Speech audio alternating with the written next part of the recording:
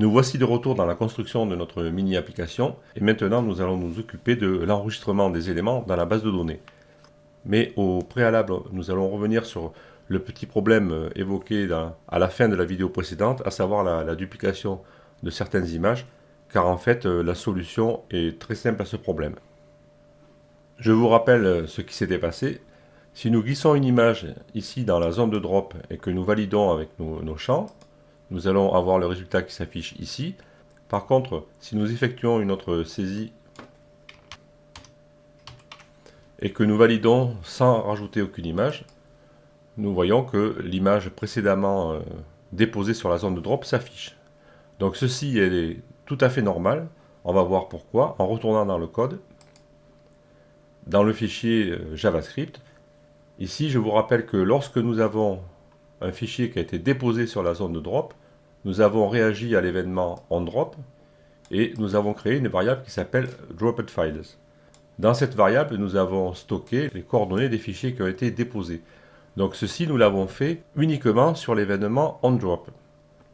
Ensuite, nous avons ajouté ces données à celles qui étaient recueillies après la validation du formulaire. Si je remonte ici au niveau de ma fonction de validation, formValidated, je vous rappelle que ici nous avons créé un objet formData que nous avons initialisé avec les éléments du formulaire et ensuite nous avons ajouté à cet élément ceux qui avaient été recueillis par le dépôt de fichiers sur la zone de drop. Donc ce qui se passe, c'est qu'une fois ici que nous avons effectué une saisie et cliqué sur le bouton valider, la prochaine fois que nous allons cliquer à nouveau sur ce bouton, l'objet droppedFiles n'aura pas changé. Il n'a pas été réinitialisé puisqu'il n'est réinitialisé que lorsque nous déposons des images sur la zone de drop.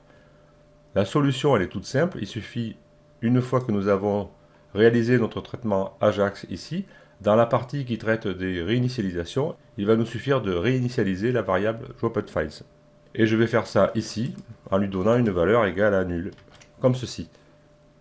J'enregistre, je reviens sur ma page, je rafraîchis. Là, j'ai pas rafraîchi, j'ai carrément fermé. Voilà, j'ai retrouvé la page. Je vais donc faire glisser une image ici. Je vais valider. Je vois mon image qui apparaît. Maintenant, si je clique à nouveau sur le bouton valider, l'image n'apparaîtra plus. Alors bien sûr, vous voyez ici les champs de type texte, parce que, je vous le rappelle, j'avais mis artificiellement des valeurs dans mon formulaire. Ici, je vous montre encore une fois à ce niveau, pour m'éviter de les saisir, mais dans la réalité, normalement, ce champ sera vide, forcément. Il faudrait aussi prévoir une validation du formulaire avant de l'envoyer, c'est-à-dire que si la personne ne rentre rien dans ce champ ou dans l'autre, ou qu'elle ne choisit aucune image, il faudrait empêcher la validation du formulaire après l'action du bouton valider. Donc ça, il faudrait le faire ici, lorsque nous validons et que nous déclenchons l'événement click à l'intérieur de la fonction formValidated. Après le upEventDefault, il faudrait prévoir un test. Est-ce que le champ marque est rempli? Est-ce que le champ modèle est rempli, etc. Est-ce que l'image a été choisie? Et si c'est le cas, on déclenche tout le contenu de la fonction ici. Et si ce n'est pas le cas, avec un else, à ce moment-là, on met un message et on dit veuillez compléter les champs. Et on empêche la validation par Ajax du formulaire. Ça, je ne vais pas le faire pour l'instant pour pas alourdir le code. Peut-être à la fin, on s'en occupera. Pour l'instant, je ne m'en occupe pas. On va donc maintenant nous occuper effectivement de l'enregistrement dans la base de données. Première étape, je vais revenir ici dans le fichier index.php et rappelez-vous le code que nous avions mis ici pour nous connecter à la base de données. Je vais le récupérer et je vais le mettre dans un fichier à part, car je pourrais éventuellement avoir besoin de ce code à plusieurs endroits de mon application, donc il est utile de le stocker dans un fichier à part pour éviter la répétition de son code. Donc je sélectionne ici tout sauf la requête, ici. Je vais copier, CTRL-C. Je vais créer un nouveau fichier. Je vais de suite l'enregistrer ici dans le dossier includes de mon application et je vais l'appeler connexion.php. Je vais introduire des balises PHP comme ceci et je vais copier mon code que je vais bien sûr décommenter. Comme ceci. Donc maintenant, nous avons tout le code nous permettant de nous connecter à la base de données qui est stockée dans un seul fichier. Donc ça, je peux l'enregistrer et le fermer. Et maintenant, je vais appeler ce fichier. Je vais donc mettre l'appel de ce fichier dans le fichier process.php. Au préalable, je peux carrément supprimer ici tout ce code de connexion puisqu'il ne me sert plus désormais. Donc j'efface tout ceci, j'enregistre le fichier index.php et je reviens dans process.php et maintenant ici je vais pouvoir appeler mon fichier connexion.php comme ceci avec la fonction require once et j'appelle connexion.php et bien sûr je n'oublie pas de remonter d'un niveau puisque le fichier il est situé dans le dossier. Alors il faudrait que je vérifie quand même parce que là j'ai un doute maintenant. Je fais apparaître la sidebar pour voir mon arborescence et le fichier, là c'est ça. Donc le fichier process.php, il se situe dans le dossier Ajax et le fichier de connexion se situe dans le dossier includes. Donc il faut bien que je remonte d'un niveau et il faut ensuite que je me positionne dans le dossier includes. Voilà comment il faut faire. Donc je remonte d'un niveau et je vais ensuite dans le dossier includes et je choisis le fichier connexion.php. De toute façon, si je me suis trompé ou si le chemin n'est pas bon, il nous le fera savoir par un message d'erreur et après nous corrigerons. Mais là, c'est le bon chemin. Donc j'enregistre et je passe à la suite. Et au préalable, je vais recacher la sidebar, comme ça elle ne me gênera plus. Voilà. J'ai réouvert l'utilitaire phpMyAdmin et je me suis positionné sur ma base de données ici. Je vous rappelle que nous avons actuellement une table unique qui s'appelle car et dans laquelle nous stockons marques et modèles. Maintenant, nous allons créer une nouvelle table qui va stocker les images et faire une référence à chaque voiture avec un index et une clé étrangère. Je me positionne au niveau de l'onglet SQL et je vais créer une première requête comme ceci. Je crée donc une table qui s'appelle image avec les champs suivants. Donc un index primaire que je vais appeler id image, une clé ici étrangère qui va correspondre à l'index primaire de la table car, et ensuite je vais stocker un nom et un nom de fichier. Voilà la requête. Donc je l'exécute ici, comme ceci. Ensuite je reviens sur la fenêtre SQL. Je vais exécuter une deuxième requête comme ceci pour créer les index. Donc je vais rajouter une clé primaire avec le champ id image et je vais aussi rajouter une clé, ça peut toujours servir, avec le champ id car. Cette clé, c'est la clé étrangère de notre table image qui va faire la liaison avec les éléments de la table car. Donc j'exécute cette requête, je reviens sur la fenêtre et je vais introduire une dernière requête ici pour donner à mon champ id image la valeur auto-incrément. J'exécute et ma table est créée. Maintenant, ma base de données possède deux tables. Je vais ouvrir la table car ici et je vais supprimer, rappelez-vous, nous avions mis un enregistrement ici dans notre table pour tester sa connexion. Nous allons le supprimer, en fait nous allons vider la table. Donc ici je vais faire supprimer. Donc je vérifie que je ne supprime pas la table bien sûr. Donc delete from car where id car égale 1, donc c'est bon. Je fais oui. Maintenant nos deux tables de la base de données sont vides, nous allons pouvoir passer à la suite. Avant cela, je vais revenir ici au niveau des dossiers de notre arborescence. Rappelez-vous que toutes nos images, nous les copions ici dans un dossier qui s'appelle images. Et là, avec tous les essais que nous avons fait, c'est un peu la foule. Donc je vais tout supprimer ici, comme ceci. Et maintenant, nous allons repartir d'une situation complètement vierge et nous allons enregistrer nos éléments dans la base de données. Je me positionne dans le fichier process.php et au niveau de la partie numéro 1, traitement des champs post, je vais insérer le bout de code suivant. Il s'agit d'une requête insertion SQL dans la base de données Comme je l'ai dit dans l'introduction, ce tutoriel traite d'un cas pratique. Je suppose au départ que vous savez enregistrer des éléments dans une base de données. Donc, je vais détailler rapidement ce bloc de code. Nous avons ici un tableau qui prépare les éléments. Ensuite, nous avons ici la requête d'insertion dans la base de données. Nous allons préparer la requête ici avec la commande prepare en lui passant la requête. Et nous allons l'exécuter en lui passant les données. Ensuite, je vais créer dans une variable qui s'appelle $lastIndex le dernier index auto-incrément créé suite à l'insertion de cet élément. Ça me permettra, cet index, de le rajouter au niveau de mon image quand je vais enregistrer les éléments dans la table image afin de faire la liaison entre les images et la voiture qui lui correspond. Le résultat de la requête est stocké dans la variable $retour1. Je vais donc tester cette variable pour savoir si ma requête s'est bien déroulée. Je colle ici le bloc de code suivant. Je fais un test if sur la variable retour.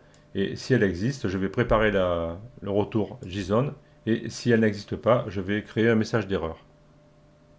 La préparation JSON, elle est ici. Donc je vais couper ceci et je vais le coller ici.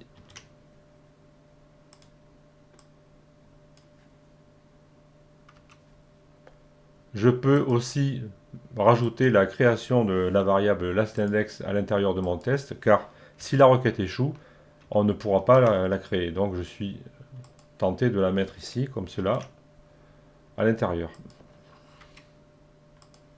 Je crée une requête, je l'exécute. Si la requête se déroule correctement, à ce moment-là, je vais renvoyer vers Ajax les éléments. Car si la requête a échoué, ça ne sert à rien d'afficher un résultat qui n'a pas eu lieu. Nous allons enregistrer le fichier et faire un premier test. Donc j'enregistre, je repasse sur le site, je vais rafraîchir. Ici maintenant il est temps de vider les valeurs par défaut que nous avions mis dans nos champs. Donc je retourne dans le fichier index.php et je vais réinitialiser les valeurs de mon attribut value. J'enregistre, je retourne sur le site, je rafraîchis. Et maintenant, mes champs sont vides, il faut que je les remplisse. Donc je vais créer une voiture, Peugeot 604.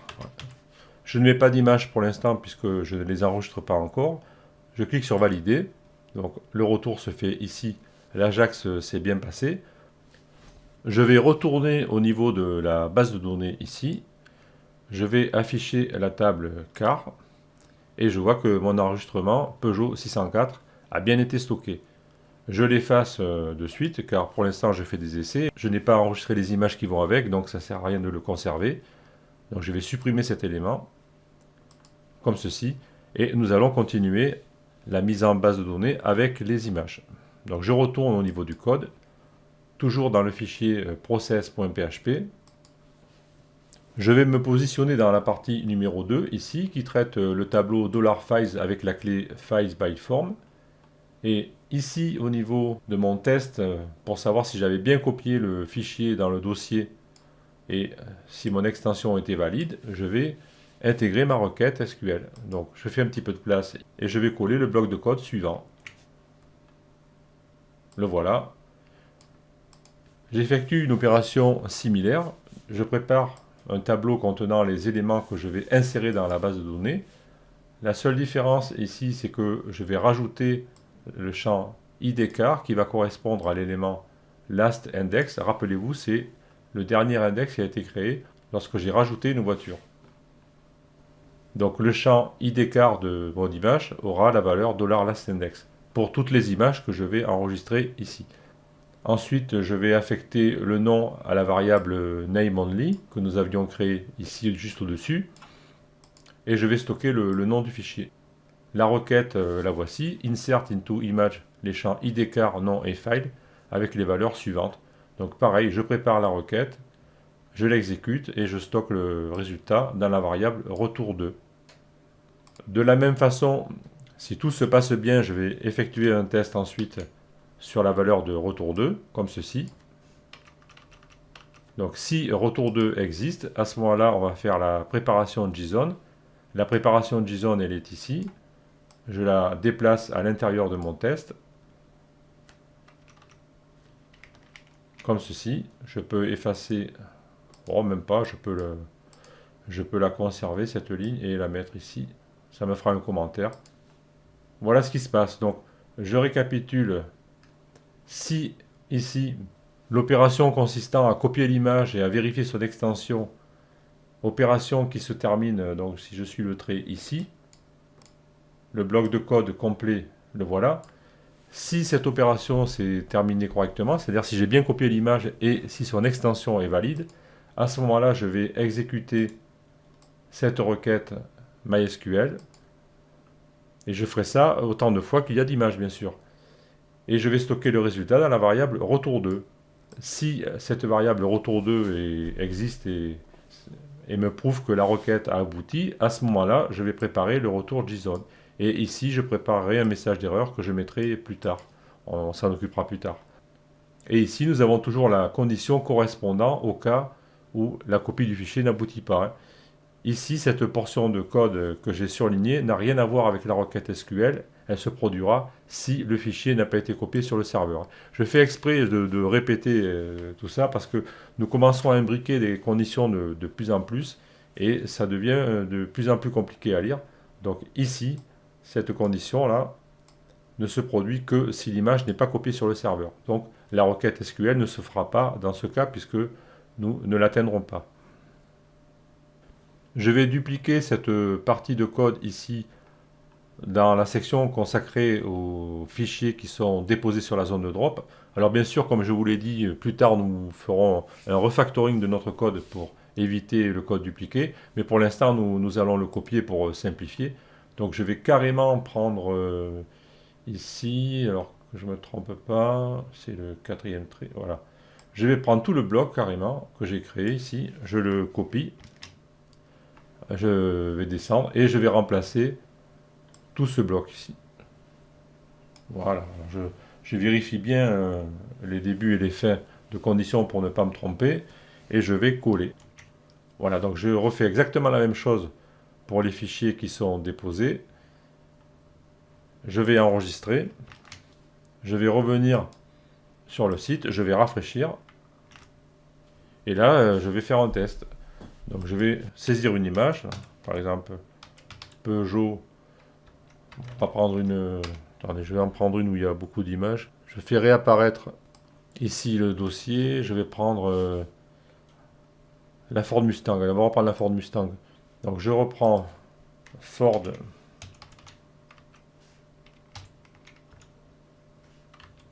Mustang. Je vais choisir une image ici avec le bouton. Donc je prends celle-là. Et ensuite, je vais faire glisser les deux autres comme ceci sur la zone. Donc j'ai trois images, autant avec le bouton qu'avec la zone de drop. Je valide. Donc je vois mes trois images qui s'affichent ici. Bon, ça marchait. Je vais vérifier ici le dossier images. Donc j'ai bien copié mes images. Bon, ça marchait tout à l'heure. Il n'y a pas de raison que ça ne marche plus maintenant. Mais il est toujours bon de vérifier. Donc je reviens ici dans mon dossier images source. Et maintenant, le test fatidique, je vais revenir dans la base de données et je vais vérifier les tables. Dans la table car ici, je vais l'ouvrir. Donc j'ai bien mon objet qui a été créé, Ford Mustang. Je note ici qu'il a un identifiant qui est égal à 3. Je reviens en arrière. Je vais ouvrir la table images. Et j'ai bien mes trois images. Elles ont chacune un champ ID-car avec l'index 3, donc qui correspond à la voiture que je viens de créer. Et elles ont chacune leur index particulier ID image 1, 2, 3 avec l'auto-incrément. Et ici, nous avons la clé étrangère 3 qui correspond au champ dans la table car. Et j'ai bien ici dans le champ nom le name only, c'est-à-dire il a été débarrassé de son extension. Et ici dans File, j'ai le nom complet de l'image. Je n'ai pas rajouté le dossier image car je peux le faire plus tard lorsque j'affiche l'image. Ça me permet un jour, si je déplaçais mes images dans un autre dossier, de ne pas être obligé de tout corriger dans la base de données. Ici, je ne stocke uniquement que le nom du fichier. Et lorsque je veux afficher ce fichier dans une balise image, à ce moment-là, je reconstitue le chemin complet en rajoutant les préfixes correspondant au dossier. Maintenant que nous sommes capables d'enregistrer les éléments dans la base de données, nous allons nous occuper de créer des vignettes. Car je vous rappelle que nous avons évoqué le problème de la taille des images que nous affichons en retour Ajax ici à ce niveau en tant que vignette, et bien sûr nous avons constaté que l'image qui s'affichait ici c'était l'image en taille réelle, donc ça nous ne le voulons pas. Donc nous allons créer une vignette. Lorsque nous copions l'image sur le serveur, nous allons effectuer une deuxième création d'image, mais nous ne la stockerons pas dans la base de données puisque le nom de cette vignette sera déduit du nom de l'image par l'ajout d'un suffixe. Donc ça, nous allons voir ça dans la prochaine vidéo.